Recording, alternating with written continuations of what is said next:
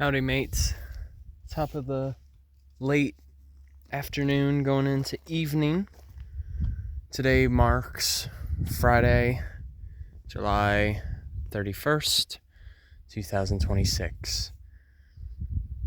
And I have made a return to a park for which I have visited before, clear back in early June. I've made my return to Mount Monadnock, which is a well-regarded mountain in southwest New Hampshire. And as a matter of fact, Mount Monadnock is one of the most visited mountains in all of North America, as a matter of fact.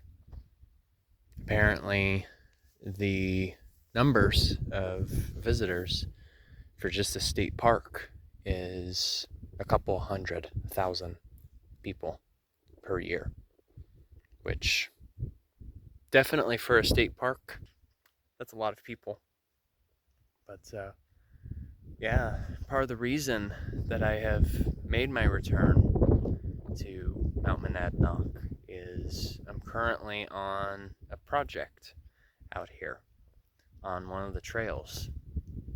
And generally the premise of this project is using something that is called rigging, which is basically a process that allows one to move large rocks to another location using something called a grip hoist, which is what applies tension and slack on a mainline cable.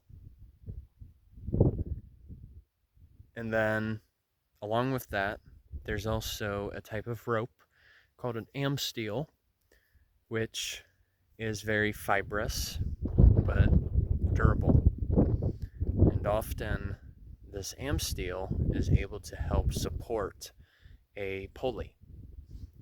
And so in exchange between using anchors as well as spar trees with slings, you're essentially able to move a big boulder from one location to another with minimal effort. Once the system's set up, though, it does take quite a bit of effort to get the system itself set up in terms of like safety checks. But basically, sections of Mount Monadnock have experienced some severe erosion. And so, in essence, relocating rocks and providing a firm placement for the new locations can help mitigate erosion on trails like these. And it's just so cool to think about because you're basically already using the natural material that is provided here. In which case, granite is the most common bedrock found out here. But yeah, basically as like a post-work day, I decided to go for a saunter up towards the summit, just because today has been a gorgeous day and it was just worth revisiting while I'm in this area still. But yeah, as a matter of fact, Monadnock is indeed a geologic term. It's often used to describe a mountain that lies among itself, surrounded by eroded valleys or plains in the long term, or from past events. Because basically, Mount Monadnock is a standalone mountain, because as you can tell, Sure, there might be some smaller mountains, but a distinction, though, is that here you are seeing a bit of the alpine zone. Though, apparently, in the early 19th century, there were some fires that had occurred up this way. Because, let's be honest, normally you wouldn't see this much rock exposure at only 3,200 feet in elevation. You would normally need to be above, or maybe just below 4,000 feet, at least in the state of New Hampshire. However, though, this is a great example of how plant communities have still adapted. But basically, the fires had occurred because farmers in this region, they had an issue with the wolves going after their livestock.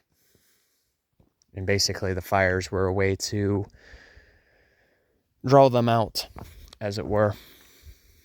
But yeah, surprisingly, there are quite a bit of huckleberries up here, which is cool because I didn't always realize that huckleberries were also a thing in the Northeast.